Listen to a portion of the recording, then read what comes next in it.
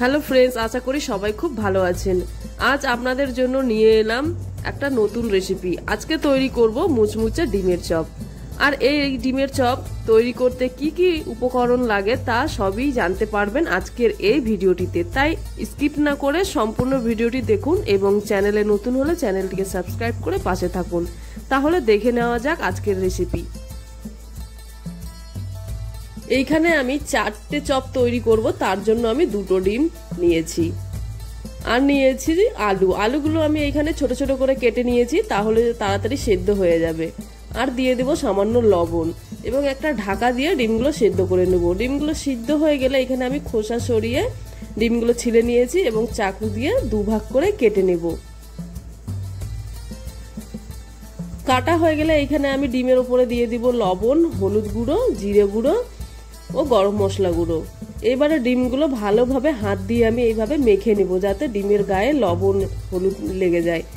এইবারে সিদ্ধ করা আলুগুলো আমি হাত দিয়ে এইভাবে ম্যাশ করে নেব, খুব ভালোভাবে টিপে টিপে এইভাবে ম্যাশ করে নেব।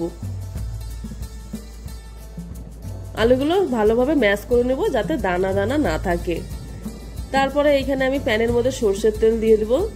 তেলটা গরম হয়ে গেলে এইখানে দিয়ে দেব কুচিয়ে রাখা পেঁয়াজ। এইখানে আমি একটা মিডিয়াম সাইজের পেঁয়াজ কুচি করে কেটে নিয়েছি।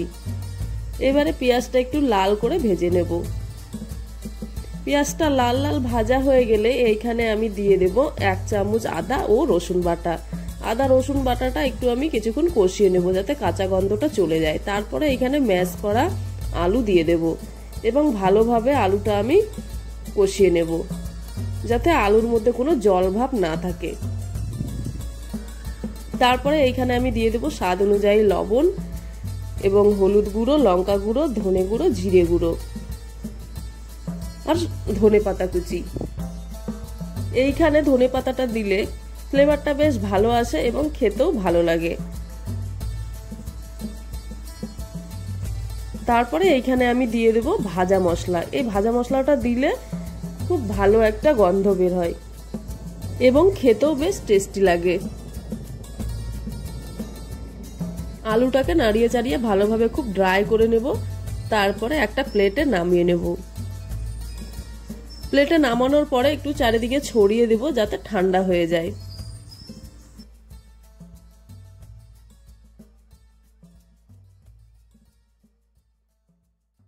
ডিমের চপ তৈরি করার জন্য এইখানে আমি নিয়েছি ব্রেড ক্রাম্বস ও নিয়েছি একটা ডিম, ভালোভাবে ফেটিয়ে নিয়েছি। এইবারে আলুটা ঠান্ডা হয়ে গেছে, আমি এবারে হাতের সাহায্যে গোল গোল শেপ করে নেব।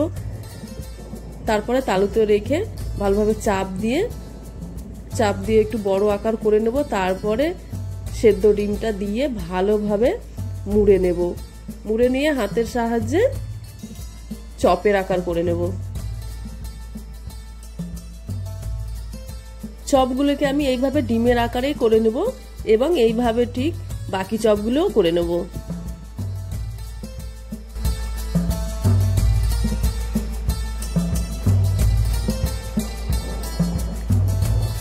ডিমের চপগুলি বানানো হয়ে গেছে, এবারে আমি কোটিং করে নেব। প্রথমে আমি ডিমের মধ্যে দিয়ে ভালোভাবে ডিপ করে নেব, তারপরে তুলে ব্রেড ক্রাম্বসে দিয়ে ভালোভাবে ব্রেড ক্রাম্বস দিয়ে চেপে চেপে ভালোভাবে 4 সাইডেই লাগিয়ে নেব।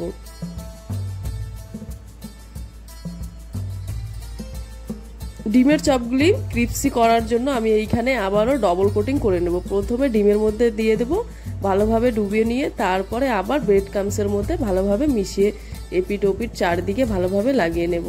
এইভাবে বাকি চপগুলোও আমি করে নেব ডবল কোটিং। সবগুলি ডিমের চপ কোটিং করা হয়ে গেছে, এইবারে আমি ভেজে নেব।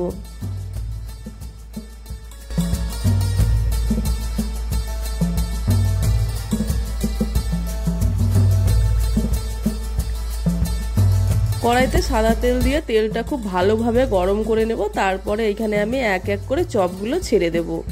ভাজার সময় ফ্লেমটা খুব হাই রাখতে হবে, না হলে চপগুলো ভেঙে যাবে এবং হাই ফ্লেমেই ভাজতে হবে। এইখানে বেশি ভাজার প্রয়োজন নেই, কারণ কালারটা চেঞ্জ হয়ে গেলে তুলে নেব।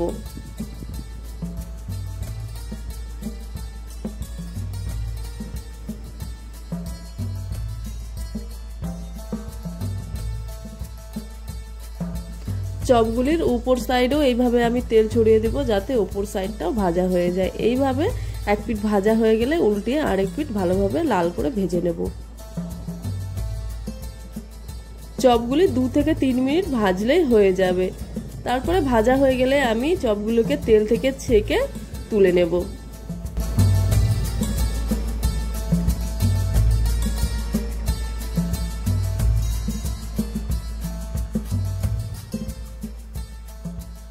চপগুলি ভাজা হয়ে গেছে, এইবারে আমি এটাকে তুলে নেব।